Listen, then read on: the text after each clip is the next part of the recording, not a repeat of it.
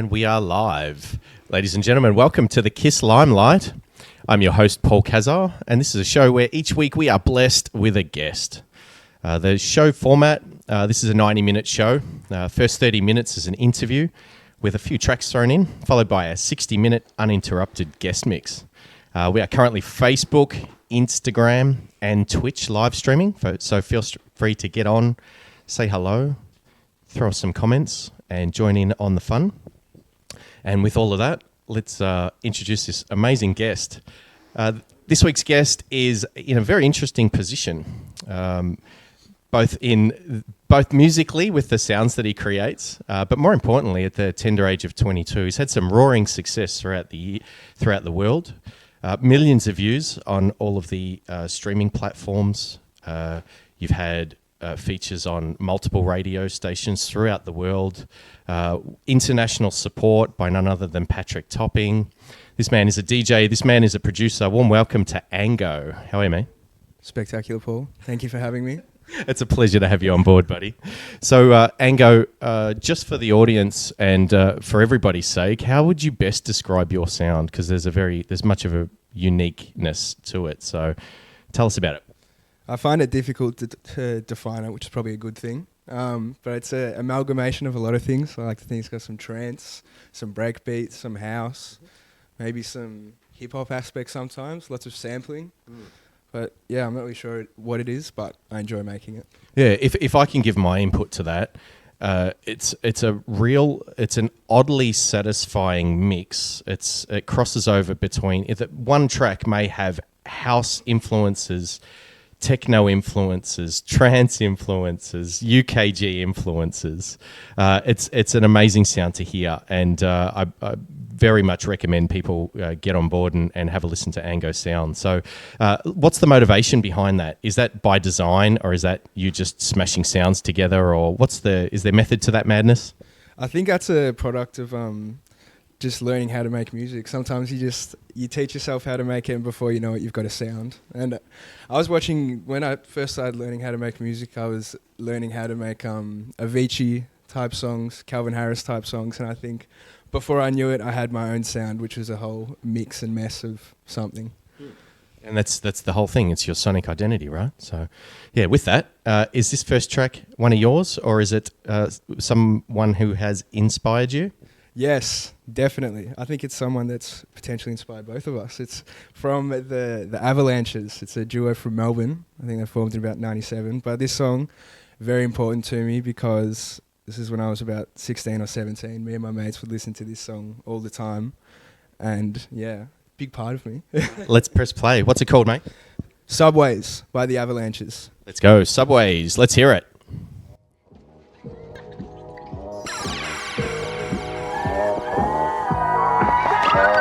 You walk on the subway, You walk on the subway, moves around. You walk on the subway, it moves around. So you're gonna see what you got.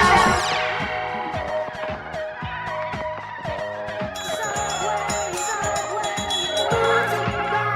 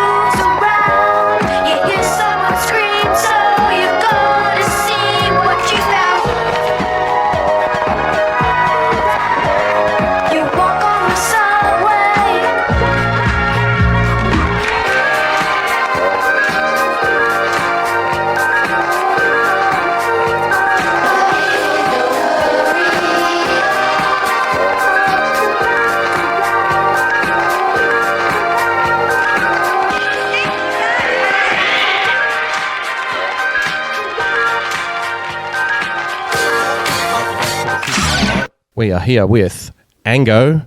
Ango, tell us a little bit about your humble beginnings, because you've only been in this space for several years. You're only 22 years old. So when was it that you kind of got into the electronic music sound and realised that this was something that you wanted to pursue? Still, when I was about 16 and 17, my older brothers, friends, they were all DJing, and I was definitely I didn't know what to do. I'd stand behind them and sort of stare at what they're doing, have no idea what's happening, but I was infatuated. I really liked it. Then I got my first decks when I was probably about 18 or 17. Spent $100 on some DDJ Ergos, and I didn't have speakers, so they were plugged into my family's home Blu-ray system. That was my Home theatre. Yes, like a home theatre, but it wasn't very good. However, I'm very happy, I'm very grateful that I had that little Blu-ray system because it's brought me here today. Yeah, humble beginnings means you have to get better at your craft at DJing to be able to make it sound good on those types of speakers, right? So. Completely. When I started producing as well, I was using Apple headphones, and yeah, it still worked well. Yeah. What year was that? So when you actually transitioned from DJing into production? That would have been about 2020. So COVID had hit. I was in my final year of school. I was still working hard. I wanted to get good marks, but I'd be on the Zoom. I'd have my mic muted, and no work was being done. I was deep in Ableton. I was looking at the 808 kits, the 909 kits, everything. I would leave. There was multiple times where I'd be in English. Shout out to Miss War. I'd be in English, and I'd forgot that I hadn't muted my mic, and the whole class would hear a whole barrage of 909 kick drums, 808 beats. It was brilliant. Not a single regret there. So good. And what was that experience like, just starting out as a producer? Was it something that was kind of difficult and challenging for you, or did you find your feet really quickly? Like, what was that experience like for you? As I said before with DJing, but it was just infatuating. Like, I became obsessed with it really fast. When I finished school, I started doing uni. I was spending 6 hours a day more just on Ableton. Like, there was points where I didn't want to leave the house just so I could keep on producing. But yeah, Ableton is it's something that's completely changed me as a person, which is very interesting to think about. But yeah, music production, it's been a part of me since I was young, for sure. Great. And how long, from when you started producing, how long fast forward when you were able to say that you had a track ready for release?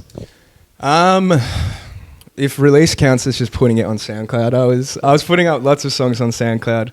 Thankfully, I never felt too scared to upload songs. But the first time I sort of had a proper finished song was I made an edit of a J. Cole song, and it was called Wet Dreams. And Patrick Topping played that song when I was about 19, and that blew my mind. And that was sort of the inflection point in my mind where I was like, I want to take this seriously and I want to pursue a career in music. Amazing, mate. We'll touch on the rest of that soon. Let's throw to your next track. Tell us about it. So when I first started producing, I was big into sampling and hip-hop because a lot of my friends were listening to grime and old school rap at the time. So this is just a song from back in the day that means a lot to me again. Great. What's it called? You Were Always Part 2 by Skepta and Wiley. Putting out your first few tracks, how long was it until one of your tracks actually started to make really good traction? Yeah, so the first song I had that properly landed was a song called Shine On Me on a label called Underground Sound. I remember posting it on Instagram the day it got released, and I think I had about 400 followers on Instagram and seeing so many comments pouring in from like DJs around Melbourne that I used to go listen to when I was 18, stay out, listen to all night. Casey Lever was one of them. She commented on my post and I was so happy about it. Shout out Casey. Shout out Casey. What a legendary DJ. So this one, Shine On Me, which I'll play in a second, but this was the first time I think I ever got over 100,000 streams, which I was over the moon about at the time. If you told me that that would happen when I started producing, whatever it was, 2 years before that, I never would have believed you. And I got some good support on it. Sam Alfred had played it. Girls Don't Sink, Crushed. There was a lot going on when I released that. There was another point where I was like, wow, maybe I should pursue this as a career. And how old were you at the time? I was about 19, I think. Yeah. So what is that like as a 19-year-old, waking up in the morning and just watching the views going parabolic and seeing the videos of people all around the world playing your music? it feels good. It feels amazing. It feels very amazing. Yeah, it's hard to explain because it feels really, really good, but you want to keep on making more music and seeing more of it. And I'm very grateful that I did get to see that happen with that song, and thankfully I got to see it happen with some more songs that I made. But yeah, you always want to see more, and you always want to keep on doing more. It's good that you've got that mentality to, even at that age, to stay on the grind. So yeah, that's the right attitude to just keep pumping out, because it's almost like you have to double down when you start to see success, right? Yeah, definitely. And that's a very classic thing with the music industry, or even the entertainment industry as a whole. Sometimes it doesn't matter how hard you work, people still won't really pay attention to you. So you just got to keep on going, and that's the only option you really have. Yeah, absolutely. And we can talk about branding and all that stuff, but let's throw to your next track. So do you want to tell us a little bit about this track? Because this is a near and dear one to you. Yeah, so this one's called Shine On Me. I was listening to a lot of Piano House at the time. So yeah, it means a lot to me. This is the first song I put out, and I was so proud of it. My first proper original song that, you know, I wasn't making any disco edits anymore. I had the piano on a song. I had a proper mix down, I had a proper master and everything. So yeah. And it took off. And it took off, thankfully. Let's go, press play, let's do it. There we go.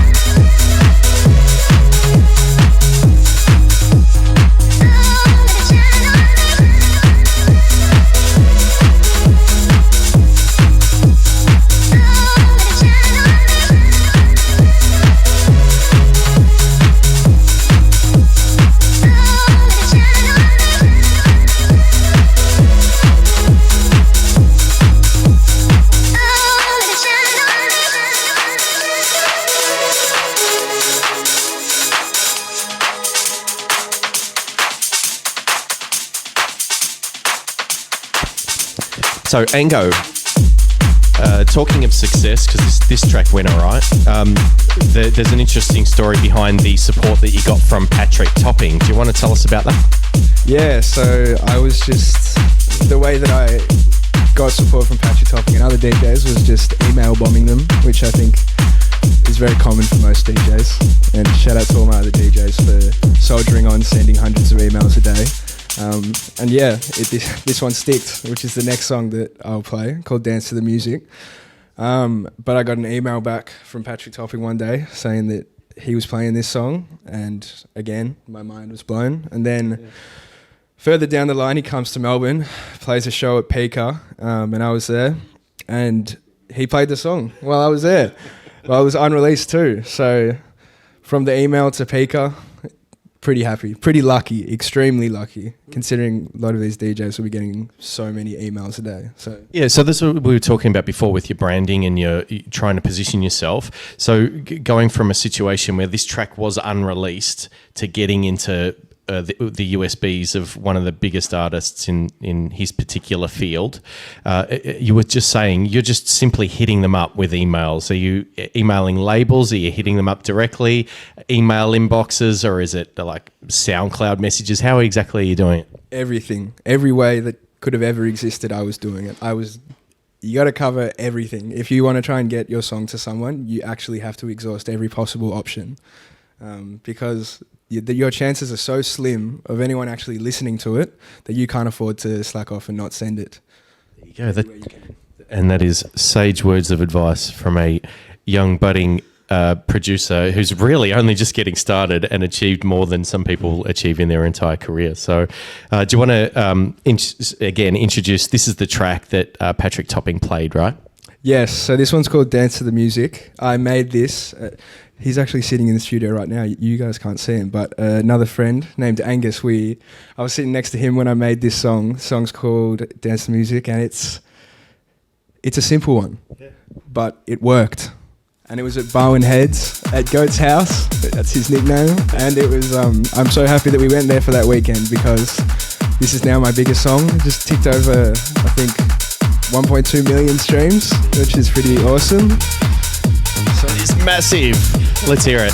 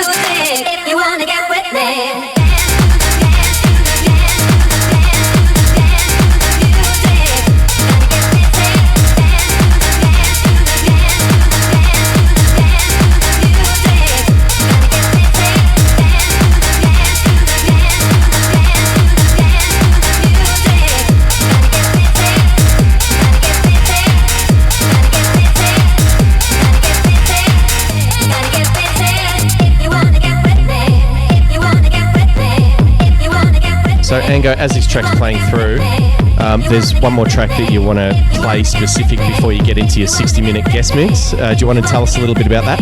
Yes. So this is my most recent release called You Are The One, featuring a girl named Gigi Russ. She's got a beautiful voice. And this was the first song that I'd recorded the vocals and written the lyrics, recorded with the help of Josh Potter from Umbrella Studios.